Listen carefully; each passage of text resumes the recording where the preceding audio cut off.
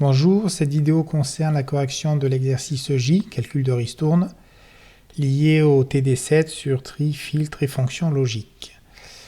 Donc dans cet exercice, on vous explique qu'il y a une entreprise qui s'appelle Electro, qui accorde des ristournes à leurs clients en fonction du chiffre d'affaires qu'ils ont fait avec eux. Donc ils ont mis en place un barème. Donc si le chiffre d'affaires du client est entre 0 et 2000 euros, il fait 1% de ristourne, entre 2000 et 3500, 2%, 3500 à 6500, 3% de ristourne, et enfin, au-dessus de 6500 de chiffre d'affaires hors taxe, il aura droit à 4% de ristourne. Alors pour faire cet exercice, on demande de repartir sur un classeur précédent sur lequel on avait déjà fait un certain nombre d'exercices qui s'appelle complément, donc que j'ai réouvert ici.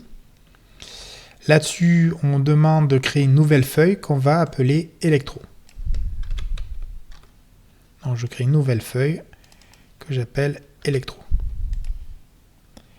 Je vais un peu zoomer. Voilà.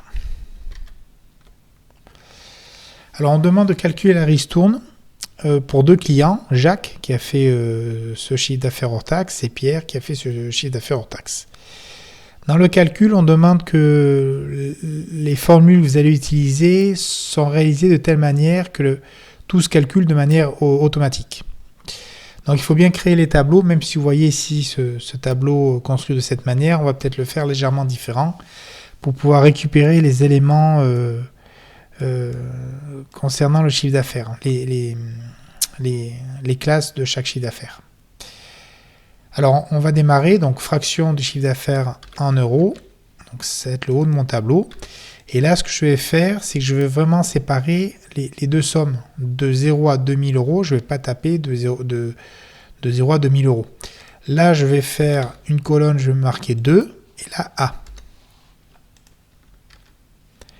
0 à 2000, donc je mets 0 à 2000.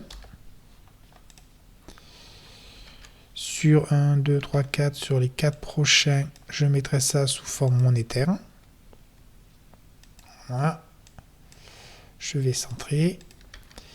Et là, je vais marquer ristourne. Carrément, ça sera plus clair.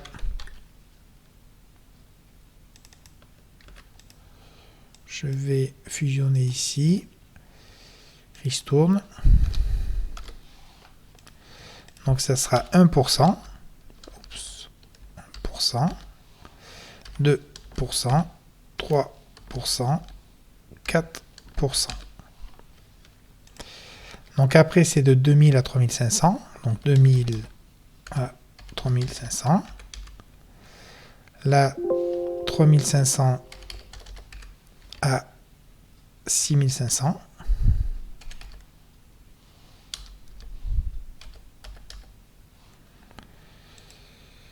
Et là, c'est 6500 et il n'y a pas de plafond haut parce que c'est tout ce qui est au-dessus. Alors, je redis bien pourquoi alors, j'aurais pas dû... Attendez, je vais enlever pour mettre 0 décimal parce que ça sert à rien.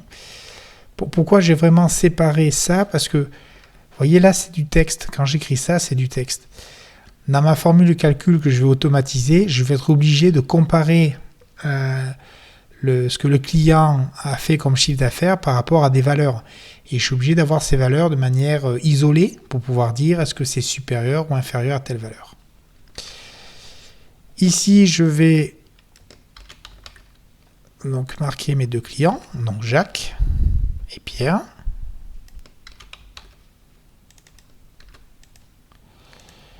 Au-dessus, j'ai marqué chiffre d'affaires hors taxe, chiffre d'affaires hors taxe. 73 48 04 73 j'oublie 48 04 et dessous 56 10 12 56 10,12. Donc ça forme monétaire.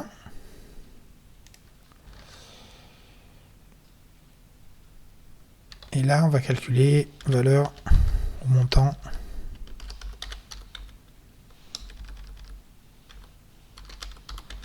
de la ristourne.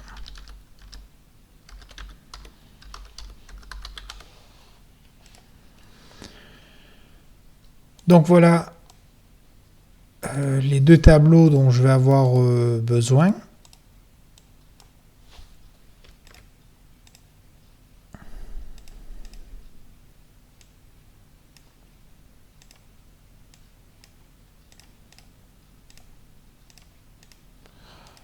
Je mets un peu en forme. Voilà, mais l'objectif c'est donc de compléter donc ces deux cellules pour calculer automatiquement le montant de la ristourne par rapport au chiffre d'affaires. Donc pour que ça soit automatique, on comprend bien qu'il va falloir imbriquer des si. Il faut que je teste si la valeur est supérieure à la valeur au-dessus. Dans ce cas, je fais 1% de ristourne, etc., etc.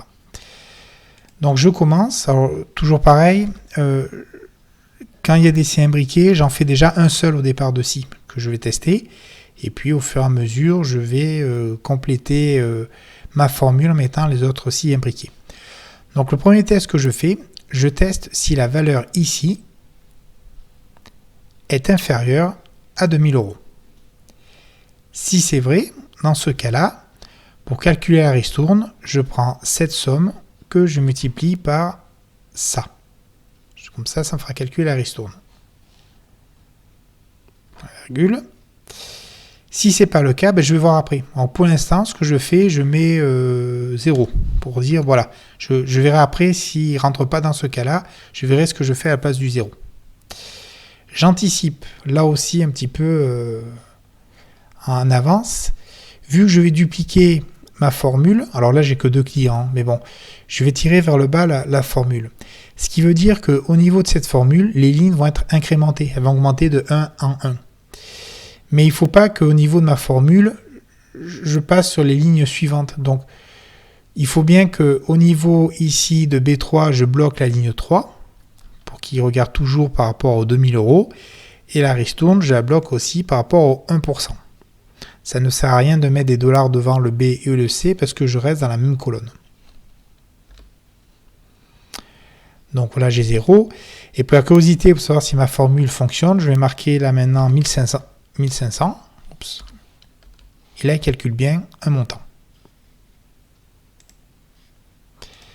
Je vais mettre ça sous format monétaire. Et je pourrais même dupliquer ma formule, il n'y aura aucun problème. Si là, je mets 1000,